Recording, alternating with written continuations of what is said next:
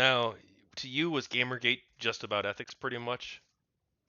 I mean, the hashtag, yes, and the reason why I think it is that is because it was the most clear cut, most clear cut of the whole bunch. The social justice angle was just simply as a shield to deflect from their ethics violations. The problem is that there really are problems in terms of social justice, in terms of how do you address it, and the games industry does have a guilty conscience over it. I don't think people understand, but there's one aspect of this whole social justice thing is that the games industry itself has an existential anxiety. A lot of the developers don't even know if their jobs are worth having. They don't know if what they're doing is an ultimate good or evil for society. They make video games. They don't know if they're actually helping people or if they're actually pulling people away from their lives, from their families, from their jobs, and taking away people's fortunes with gambling mechanics. A lot of developers feel like their jobs are basically robbing people of time, money, and energy where it could be best spent elsewhere. And if you read some of the literature from GDC, because I'm from the developer end, there's a whole bunch of people who are like even wondering like, what in the hell are we doing? Like, are games meaningful? Do our games actually contribute to society? And there's a bunch of articles that are talking about that games could be a better world, and maybe we can use games for good. It was called the Games for Good initiative that ended up happening. The people were talking about that even just a decade before GamerGate, talking about how games could actually be a force for good, and World of Warcraft being like one of those things that we could use as a model for people doing good in the world, kind of thing. And then around the same time, like, so people had an existential anxiety of whether or not games were actually contributing to the well-being of society. And when 2012 happened, when Anita Sarkeesian came out and said, "You guys are actually harming women," that guilty conscience really collapsed in a lot of people. That's part of the thing that's a part of the atmosphere and the environment that a lot of developers were under, was that they were really wondering if their jobs were doing any good. Someone comes around and says, "No, you're actually harming women," and that just destroyed a lot of people. And so they wanted to do whatever they could to actually help women.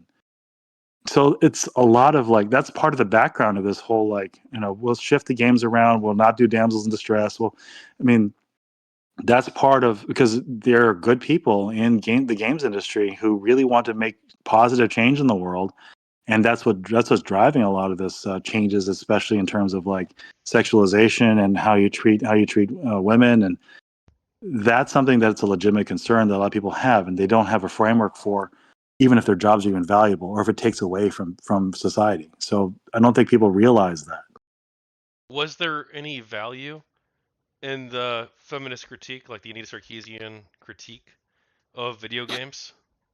If it was based on honesty, then I'd say yes. But the problem is Anita approached it from a place of dishonesty, a place of grifting, and I think people have a problem with like approaching her work because of that grifting angle. The fact that she really wasn't a fan of video games, and people brought that out, or the fact that she took a game like Hitman, which penalizes you from killing people except your target, and framing it as such as like, you can stuff bodies in boxes and whatnot. There's a lot of, I mean, that's just going over the old things that she did that were lies, outright lies, and reframing of things just so she can get her point across.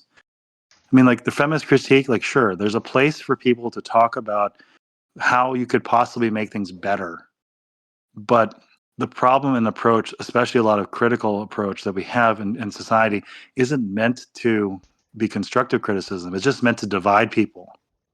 And that's pretty much one of the major problems. Like, divide people on sex, divide people with race, divide people with sexual orientation, divide people so that they fight each other. And that just disintegrates whatever culture they're in. And that's where I think the main problem is. Anita's school of thought doesn't come from a place of loving the actual culture. It comes from a place of dividing and destroying it. And I think that's really the main thrust of her problem. So I don't have a problem with the feminist critique. I just seriously question the motivations and the purpose that she has in mind, because I don't think she had it in mind to try to make things better or tell better stories. It was just a matter of just, in a sense, grifting, and for people to pay her to consult so that they get her feminist thumbs up, so that they can basically, that's a grift that she had. She gives you the thumbs up, your game's good, and no one will criticize you for being sexist. Is there? That's the Yeah. Go ahead. Do you need? You can finish here. No, that was just the idea. Like that's the way she operated. Does there Like, need to be though a do you need to be a gamer to analyze video games from a critical lens, or is there if you want to like defend her argument or defend her viewpoint, it would be, you know what, I don't really know that much about video games maybe, but I do think that feminism is good for the world. I think that analyzing works of art and entertainment from like this lens is going to lead to like better outcomes in the world, like less sexist people, because the video games are to some extent reinforcing a sexist culture or attitude. And so therefore, I could use this argument, this lens and framework that I've developed to critique it, and that'll make the world a better place, even if video games themselves, like, who cares? Like, if they're video games, you know? I think that it comes from. I think it's what places it come from. Like, first of all, it's dishonest. First of all, her approach is dishonest. If she came in as an outsider and said, "This is what I see, and this is what I believe," as opposed to, "Oh, I've been a video game player all my life." I mean, first of all, it has to come from a place of honesty. If she came in as an outsider and she critiqued it as an outsider who's willing to learn and who may actually be mistaken, and hey, this is what I think, this is how it comes across to me, and the people saying, well, no, that's not really how it is, and here's another framing that especially with Samus, and how the idea that Samus takes off her clothes when you're playing her. There's a like a secondary way of viewing it, as opposed to being a sexist type thing, that the longer you spend with someone and the better you get at the game, the more intimate you are with the mechanics of the game and the person behind the mask. There's two ways to frame the same thing, and that's a worthy discussion. Like, you could take it one way, which is she's stripping off clothes for you, or two, you can take it another way, which is as you are more intimate and get to know the game better, and you're spending time with the person, you get to see them in a more intimate manner. There's two ways of taking the same framing. And if it was more of that kind of line of conversation and that kind of like dynamic where you can talk about how things could come across multiple dimensions, that would have been much far more productive. But that's not how it happened. That happened was, if you don't believe what I say, you're a sexist. There's no discussion at that point. Like, it's the same thing that's happened a lot with a lot of our other pop culture stuff. If you don't like this product, it's because you're a racist, sexist, homophobe. No, you're just a shitty storyteller. Do you think there are any issues with gamer culture, quote unquote, or gaming culture?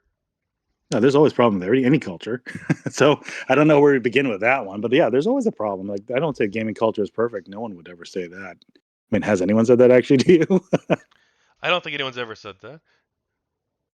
No, there are certain a lot of problems. I mean, heck, my kids growing up and watching them, like, they're playing games and they're like, geez, that was a pretty terrible lobby. Or was it you're trying to play a game of Apex Legends and your teammate's the most toxic person ever. I'm like, there was this one time I was playing this Apex game. And this guy like completely goes off on me because I picked up a piece of ammo that he was slow to pick up, and I'm like, okay, I'll just grab it.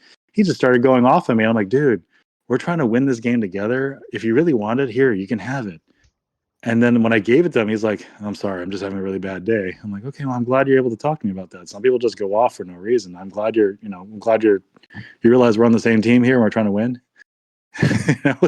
And but it's human beings. Like, you're dealing with human beings all the time.